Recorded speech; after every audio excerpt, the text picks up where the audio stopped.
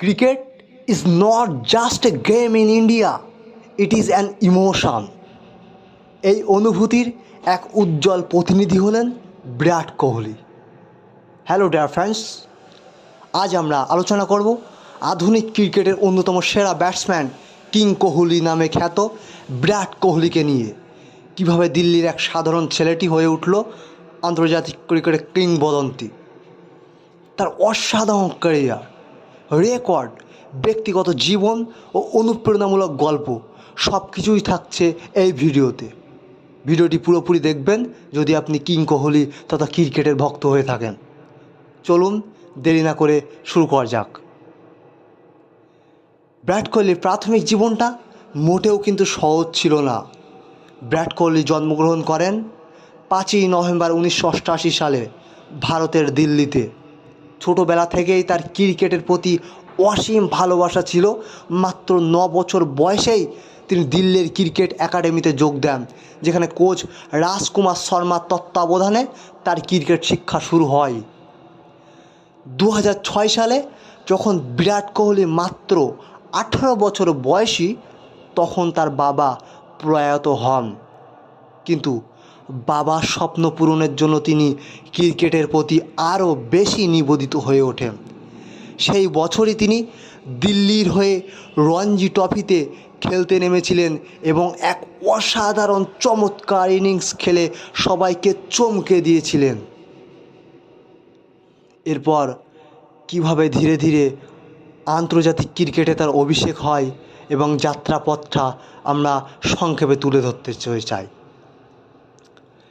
বিরাট কোহলির ওয়ানডেতে অভিষেক হয় 2008 সালে শ্রীলঙ্কার বিরুদ্ধে এবং টেস্টে অভিষেক হয় 2011 সালে ওয়েস্ট ইন্ডিজের বিপক্ষে। টি-20তে অভিষেক হয় 2010 সালে জিম্বাবুয়ের বিপক্ষে। শুরুটা কিন্তু মোটেও সহজ ছিল না, কিন্তু ধৈর্য, পরিশ্রম ও তার আদম্য মানসিকতা তাকে দ্রুতই সাফল্যের শিখরে নিয়ে যায়। 2011 বিশ্বকাপে ভারতীয় দলের অংশ হিসাবে কোহলি গম্ভীরের সাথে যে পার্টনারশিপটা করেছিল, ক্রিকেট প্রেমীরা কখনো ভুলতে পারে না। তার ভূমিকা এবং ভারত শিরোপা জয় করে, কত সুন্দর একটা মোমেন্ট আমরা পার করেছিলাম। বিরাট কোহলির যদি পরিসংখ্যানটা আমরা লক্ষ্য করি, রেকর্ডের পর রেকর্ড। টেস্ট ক্রিকেটকে আমরা যদি সর্বপ্রথম লক্ষ্য করি, সেখানে দেখব তার রান 85, 8500 প্লাস। ও মাই গড! সেঞ্চুরি 29 প্লাস, গড় 48 প্লাস। শুধু তাই না, ওডিআই ক্রিকেটে মোট রান 1000, 2000, 3000 নয়, 13,000 প্লাস। সেঞ্চুরি 50 প্লাস, গড় 58 প্লাস। টি-20 আন্তর্জাতিকে মোট রান 4000 প্লাস, গড় 52 প্লাস, সর্বোচ্চ স্কোর 122। তার যদি বিশেষ কিছু রেকর্ডের দিকে আমরা পর্যবেক্ষণ করি, দেখব একমাত্র ব্যাটসম্যান পুরো ওয়ার্ল্ডের মধ্যে যিনি আন্তর্জাতিক ক্রিকেটের 3টে ফরম্যাটেই, টেস্ট, ওডিআই, টি-20 সব ক্ষেত্রে 50 প্লাস গড় বজায় রেখেছেন, যেটা কোনো প্লেয়ার কিন্তু ওয়ার্ল্ডের ক্ষেত্রে কারোর ক্ষমতা হয়নি। একমাত্র ভারতীয় ক্রিকেটার যিনি 2014, 2016 সালের টি-20 বিশ্বকাপে সর্বোচ্চ রান সংগ্রাহক ছিলেন। ওয়ানডে এখন চলছে,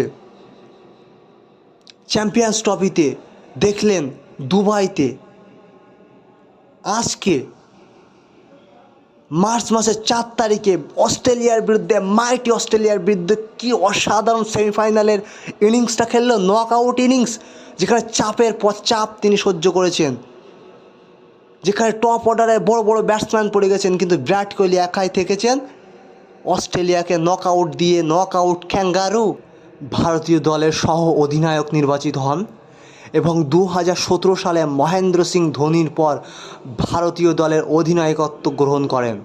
তার নেতৃত্বে ভারত অনেক গুরুত্বপূর্ণ সিরিজ জিতেছে। 2018-19 সালে অস্ট্রেলিয়ার প্রথমবারের মতো টেস্ট সিরিজ জয়, এটা ভারতীয় ক্রিকেট প্রেমীরা কখনোই ভুলবে না। টেস্টে ভারতের প্রথম বিশ্ব র্যাঙ্কিং 1 নম্বরে ওঠা একমাত্র বিরাট কোহলির নেতৃত্বেই সেটা হয়েছিল। ইয়েস, আইসিসি চ্যাম্পিয়ন ট্রফি 2017-তে রানার্স আপ, ভুলে গেলেন সেই কষ্টের মুহূর্তটা? 2011 সালে তিনি টি-20 ও 2022 সালে টেস্ট অধিনায়কত্ব থেকে সরে দাঁড়ান। ক্রিকেট ব্যাটিংয়ের প্রতি তার গুরুত্ব, তার মনোযোগ পুরোপুরি দিয়ে দেন। এছাড়াও ইন্টারন্যাশনাল থেকেও যদি আমরা বর্তমান সময়ের সেরা লিগ আইপিএল, ইন্ডিয়ান প্রিমিয়ার লিগের ক্ষেত্রে তার কেরিয়ারটা দেখি, তাহলে সেখানেও ট্রফি বাদে তার চমকপ্রদ সেখানকার পারফরম্যান্স। বিরাট কোহলি শুরু থেকে রয়্যাল চ্যালেঞ্জার বেঙ্গালুরু, আরসিবি হয়ে আইপিএল খেলছেন। আইপিএলের সর্বোচ্চ রান সংগ্রাহক, 7,000+ রান তিনি করেছেন। 2016 আইপিএল সিজনে একক আসরে সর্বোচ্চ 973 রান করেন, যেটি অল ওভার কখনও 2008 সালে আইপিএল শুরু হওয়ার পর থেকে কখনও কোনো একক প্লেয়ার করতে পারেননি। আরসিবির দীর্ঘদিনের ক্যাপ্টেন ছিলেন 2013 থেকে 2021 সাল পর্যন্ত। তারপরে তিনি দলের স্যাক্রিফাইসের জন্য নিজে স্ব-ইচ্ছায় অধিনায়কত্ব থেকে সরে দাঁড়ান। এরপর আমরা এই মহান কিংবদন্তি প্লেয়ারটার ব্যক্তিগত জীবনের দেখি যদি কিছু একটা লক্ষ্য করি, দেখতে পাবো 2017 সালে 11 ডিসেম্বর তিনি বলিউড অভিনেত্রী অনুষ্কা শর্মাকে বিয়ে করেন। এটা আমরা সবাই জানি। তাদের একটি কন্যা সন্তান রয়েছে যার নাম ভামিকা কোহলি। কোহলি তার ফিটনেসের জন্য বিখ্যাত, যিনি ভেজিটেরিয়ান ডায়েট অনুসরণ করেন এবং প্রতিদিন কঠোর ওয়ার্কআউট করেন। তিনি তরুণদের জন্য ফিটনেস আইকন হয়ে উঠেছেন। শুধু আইকন এই দিক থেকে নয়, তার সারা বিশ্বব্যাপী জনপ্রিয়তার কারণে জানেন যে ক্রিকেটটা বর্তমান সময়ে অলিম্পিকের ক্ষেত্রে যে অ্যাড হয়েছে তার একটা বড় রোল আছে এর মধ্যে। তার কিছু যে অনুপ্রেরণামূলক কথাবার্তা বা তাকে যে কিংবদন্তি বলি, তার কিছু রহস্য লুকিয়ে আছে। There has some basis of reason.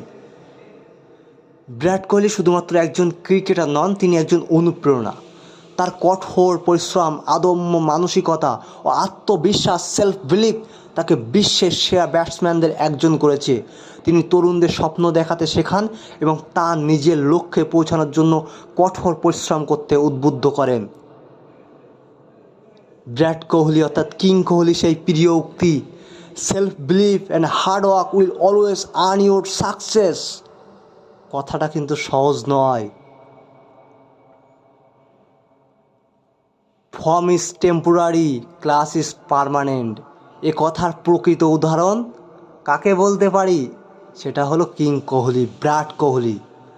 কঠোর পরিশ্রম, আদম্য মানসিকতা, অসাধারণ ক্রিকেট প্রতিভার মাধ্যমে তিনি শুধুমাত্র ভারতীয় ক্রিকেটার নয়, গোটা বিশ্ব ক্রিকেটের অন্যতম সেরা আইকন হয়ে উঠেছেন কিং কোহলি।